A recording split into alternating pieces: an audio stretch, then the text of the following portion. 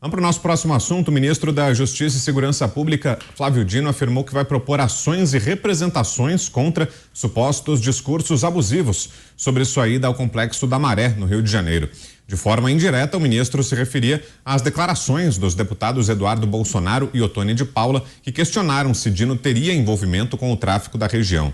Os parlamentares também levantaram suspeitas sobre a falta de escolta policial e afirmaram que convocariam Dino para prestar depoimento na Comissão de Segurança Pública da Câmara sobre sua ida a uma das mais perigosas áreas do Brasil. E aí, Zé, como é que tá essa questão aí em Brasília? Será que o ministro vai mesmo ter que prestar esclarecimentos ao Congresso? Como é que estão essas discussões, Zé? Vai ter sim.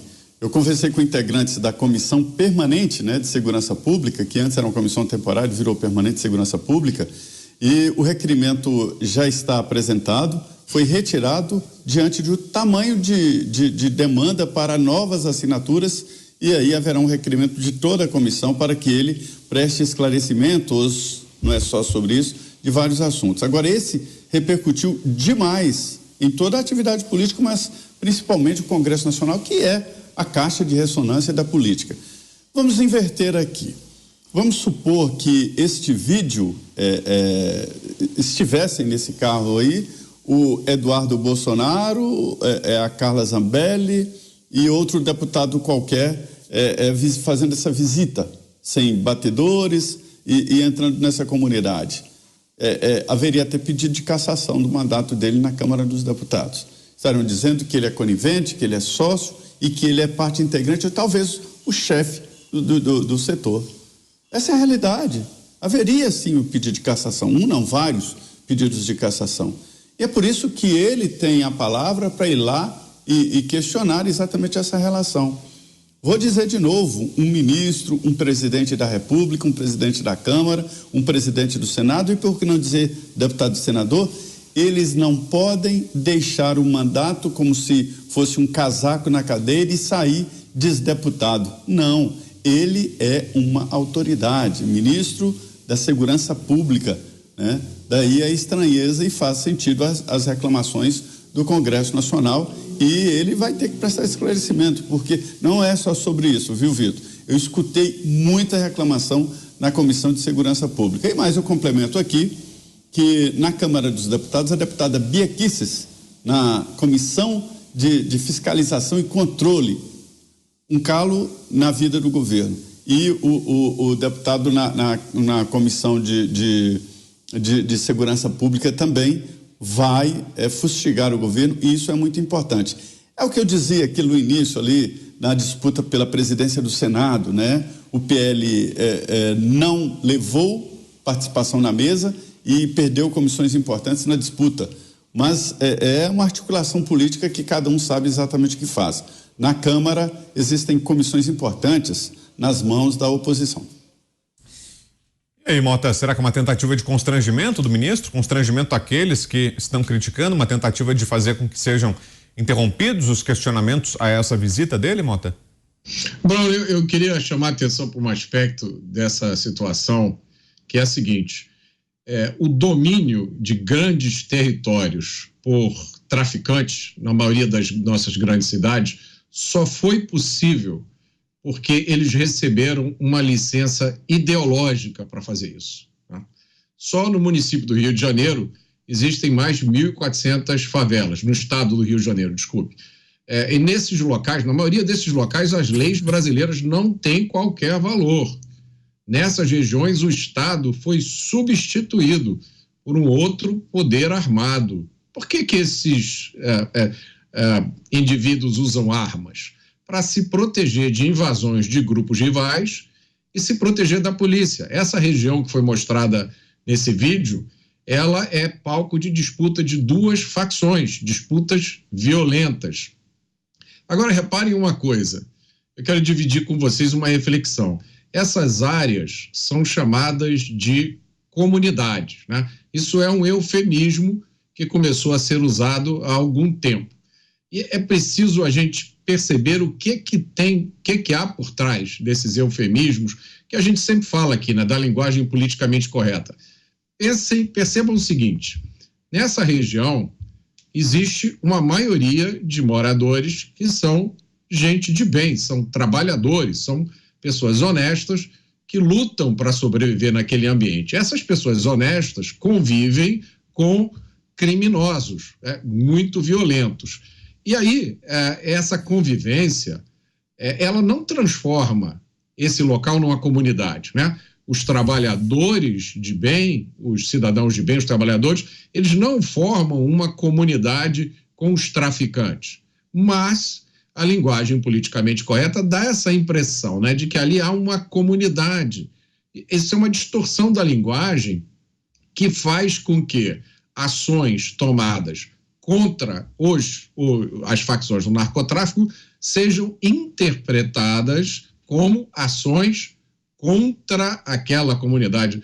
Ações contra o tráfico de drogas são denunciadas como se fossem ações contra as pessoas pobres que moram ali, que são justamente as maiores vítimas dessa situação de exceção que existe lá. Então, percebam como a manipulação da linguagem é usada para impedir que o próprio Estado tome alguma ação contra esse absurdo que a gente vê, que acontece, eu acho que praticamente em todas as nossas grandes cidades, né?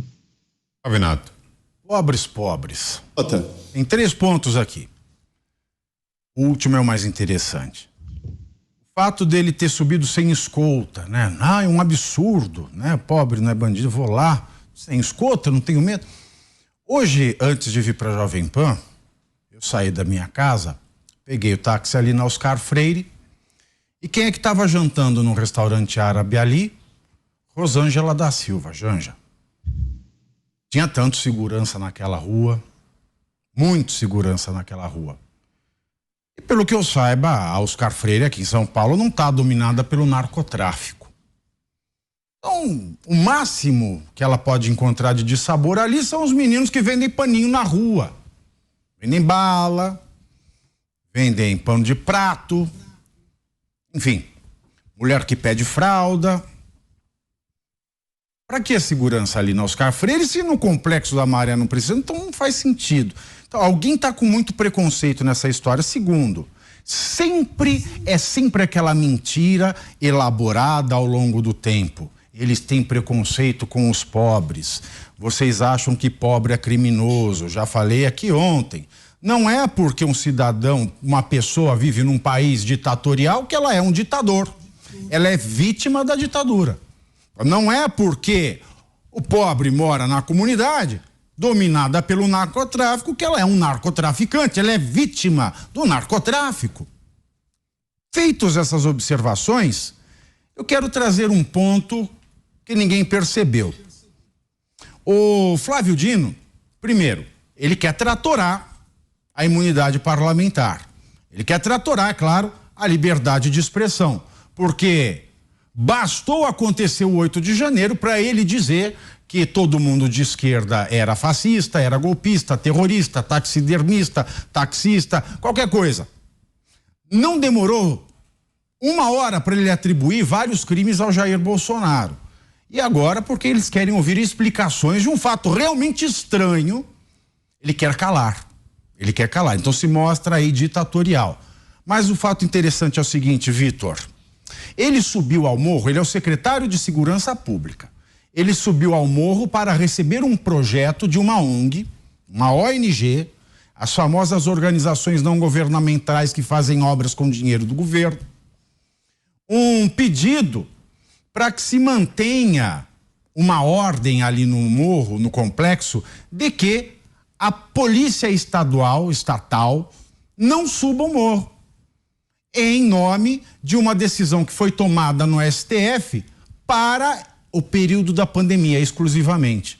Ou seja, ela entregou um documento ao ministro de Segurança Pública do Estado brasileiro, um documento pedindo: nós não queremos segurança pública do Estado aqui. O que isso traz de consequência? No Código Penal, meus senhores, no mesmo capítulo onde tem o crime dos golpistas, nós temos o crime do artigo 359. 359J é o mesmo artigo do golpista, que diz o seguinte: praticar violência ou grave ameaça com a finalidade de desmembrar parte do território nacional para constituir país independente. Não precisa constituir país independente. O que define o Estado? O Estado tem um monopólio da força, o monopólio da violência, o monopólio da repressão criminal. Então, se eu quero que o Estado não tenha o monopólio da força, eu estou praticando um ato para desmembrar o território nacional, para que ali não valha a Constituição. Logo, tendo Flávio Dino, ministro da Justiça e Segurança Pública, recebido esse documento, prestem atenção. Tendo ele recebido esse documento para que o Estado não seja Estado naquele território, Flávio Dino se coloca no lugar de um Anderson Torres, que tem uma minuta de golpe na mão. Só que Flávio Dino, ele tem uma minuta de golpe assinada. Só que Flávio Dino vai voluntariamente buscar esta minuta de golpe. Flávio Dino, portanto, ele tem uma situação muito mais complicada do ponto de vista democrático que o Anderson Torres. Já vou te passar, Dantas. O Zé tinha chamado, queria fazer um complemento, é isso, Zé? Diga lá. Sim, ó, o Mota relatou aqui uma realidade sobre domínios, né, de setores de várias cidades. Eu recebi informações aqui da Associação dos Municípios, dizendo que hoje qualquer cidade tem a sua Cracolândia e tem o seu ponto de drogas onde a polícia local não entra, né? E uma notícia que eu diria que é triste. O Distrito Federal, a apenas meia hora daqui do Palácio do Planalto, do centro daqui de Brasília, do que seria o centro de Brasília, né? Tem hoje a maior favela do Brasil. Sol Nascente é o nome. Sol Nascente passou a Rocinha. O Sol Nascente tem hoje 32 mil barracos, casas, 32.081. E a Rocinha tem 31 mil casas. Ou seja, nós temos agora no Distrito Federal, que é uma cidade nova, né, a maior favela do Brasil, a meia hora do coração do poder, da Praça dos Três Poderes. E lá, nesse Sol Nascente, o índice de criminalidade é altíssimo. E há também regiões onde a polícia não entra. Pasme, a polícia não entra. O Distrito Federal, ele já tem hoje quase 3 milhões de habitantes. O entorno e tal forma ali um cálculo macro de 6 milhões de habitantes. Mas nós já produzimos aí essa escória humana que é segregar as pessoas numa cidade nova. Uma maior favela do Brasil agora está no Distrito Federal. É a aproximação do poder. Fica lá, Dantas, temos 1 minuto e meio. Eu queria chamar a atenção porque hoje foi divulgada uma pesquisa muito interessante que tem metodologia, uma pesquisa do Data Favela. É o único instituto que é especializado em pesquisa nas favelas do Brasil. Chama favela, viu, Mota? Não chama comunidade, não. Data Favela trata a favela sem eufemismos. E o que traz essa pesquisa de interessante? Primeiro, dá um panorama gigante aqui de como as favelas estão crescendo mais do que qualquer coisa no país. A gente já está eu vou pular um pouquinho, já vou voltar, sim, mas assim, a gente já está com esse print na tela aí, e olha qual é a principal demanda dos moradores da favela: segurança para os moradores. O Flávio Dino deveria se debruçar, descer do seu pedestal, descer do salto e se debruçar sobre esses dados. Segurança para os moradores, 27% é a principal demanda de quem mora numa favela. Melhores condições de habitação e moradia, 19%. Mais infraestrutura, como rede de esgoto e iluminação. Melhor saúde e por aí vai. Opções até de lazer, que não tem, né? O que tem lá, o lazer lá é dar tiro com fuzil. Olha aqui, ô Flávio Dino, toma vergonha na cara, assuma o seu cargo, assuma realmente o seu cargo. Você é ministro da Justiça e da Segurança Pública. Pare de fazer proselitismo. O Pavinato acabou de dizer, foi lá discutir o quê? Discutir o quê? Ele quer que a polícia não entre, não faça a segurança, que o Estado não esteja presente. E é justamente o que os moradores, não estou falando do crime organizado. O crime organizado não quer o Estado lá, naturalmente. Mas os moradores, quem mora em favela, quer segurança. Aliás, você pode ver aí, inclusive não é só no Rio de Janeiro, não, em qualquer lugar na periferia de São Paulo, pode fazer a pesquisa. Se fizer a pesquisa aqui em relação à questão de porte de arma, vai ver que as pessoas querem poder se proteger, porque senão fica na mão do narcotráfico. O sujeito tem um filho que está saindo para a escola e fica com medo de realmente ele ser capturado ali e virar um soldado do tráfico. Agora, tem os números aqui que são impressionantes. E aí vem o interesse eleitoral e político da esquerda, do PT e do Lula. Nós temos hoje mais de 13.500 favelas no país, que abrigam 17,9 milhões de habitantes. Destes, 11,6 milhões de eleitores. Então é muito melhor, muito mais fácil você incentivar o desenvolvimento muito mais fácil você incentivar a proliferação de favelas do que você tentar dar uma moradia digna e você tentar dar segurança e tentar mudar a realidade dessas pessoas lá.